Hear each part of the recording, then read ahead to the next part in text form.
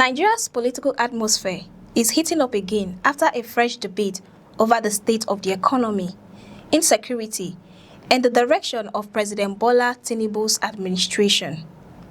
A political analyst, Kabiru Ojo, has defended the recent comment of Cardinal John Onaiyekan, saying the former Catholic Archbishop of Abuja only expressed concerns already shared by millions of Nigerians. But the bigger question is this: is the government seeing a different reality from ordinary Nigerians? While the Tinubu administration insists that its economic reforms are beginning to produce positive results and that Nigeria's security situation is improving, many Nigerians continue to complain about rising living costs, insecurity, and worsening economic pressure. Now, the disagreement has moved beyond policy decisions and into a wider political debate about whether the government understands the daily struggles facing citizens. Speaking in an interview with Daily Post, political analyst Kabiru Ojo rejected suggestions that Cardinal Onaiyekan's comments were politically motivated. He argued that the cardinal was not speaking for any political party, but was simply expressing concerns that many Nigerians have continued to raise. According to Ojo, the issues highlighted by the former archbishop were not new, insisting that even President Tinubu has repeatedly spoken about his administration's performance in security and economic management. Ojo argued that the difference is that while the government believes its policies are working, many citizens are not experiencing those improvements in their daily lives. He said many Nigerians judge government performance based on the cost of food, transportation, electricity, and their ability to survive financially.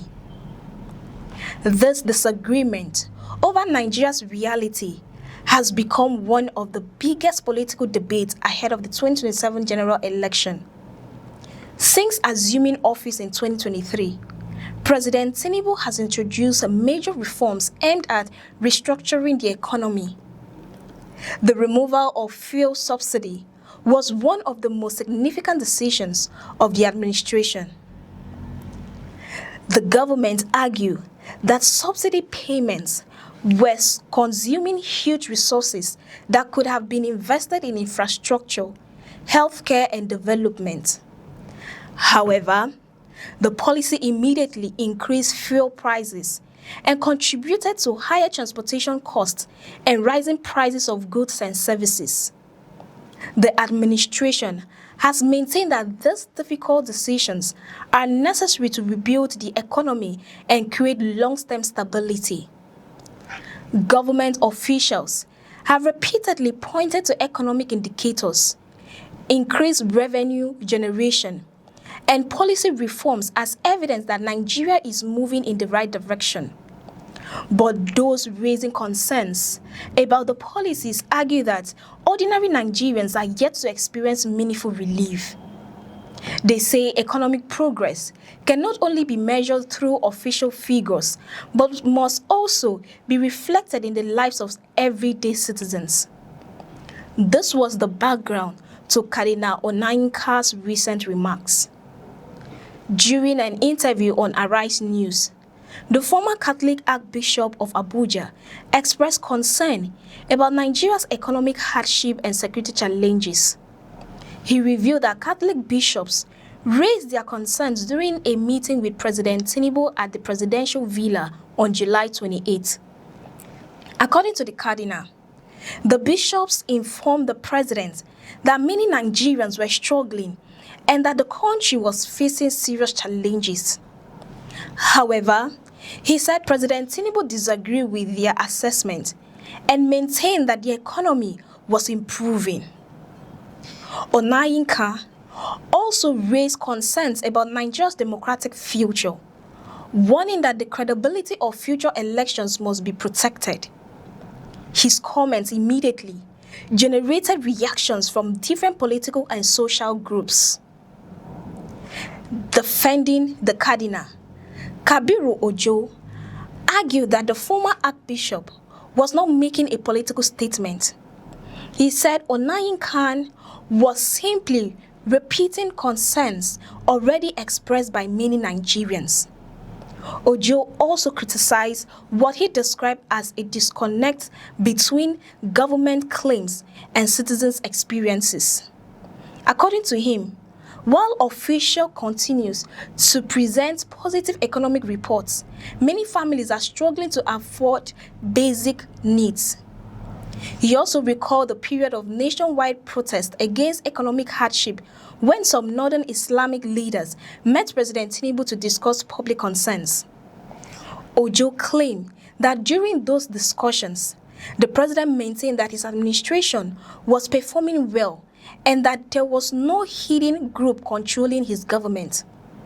The analysts argue that his confidence from the administration is part of the reason many Nigerians believe the government may not fully recognize the seriousness of the challenges facing the country. However, the presidency has rejected the criticism. President Tinubu's special advisor on media and public communications, Daniel Bwala, defended the administration and argued that Cardinal Onaiyekan was expressing the position of the Catholic Church and not speaking for all Christians. Bwala also suggested that the Cardinal's comments had moved beyond religious concerns into political territory. According to the presidency, President Tinubu's assessment of the economy is based on facts, statistics, and measurable indicators. Government supporters argue that reforms inherited from previous administrations cannot be reversed overnight and that economic recovery requires patience. They insisted that Nigeria's problems developed over many years and cannot be solved within a short period. But those questioning the government's approach argue that citizens are facing immediate hardship and need solutions that produce faster results. As Nigeria moves closer to the 2027 election cycle, economic hardship, insecurity, and public confidence in government are expected to become major political issues. For President Tinubu, the challenge is not only implementing policies, but also convincing Nigerians that those policies are delivering results. For his opponents and other concerned voices, the argument remains that government success must be measured by the reality experienced by ordinary people. The debate over Nigeria's condition is therefore becoming a battle between two different pictures of the country. One, presented through government statistics and policy achievements. The other, experienced by millions of citizens struggling with daily challenges. As the 2027 elections approach, Nigerians will decide which reality reflects their own experience. But one thing is clear: the conversation about Nigeria's economy, security, and leadership is far from over. For more updates, stay with us on News Express. I am Cassie Tony.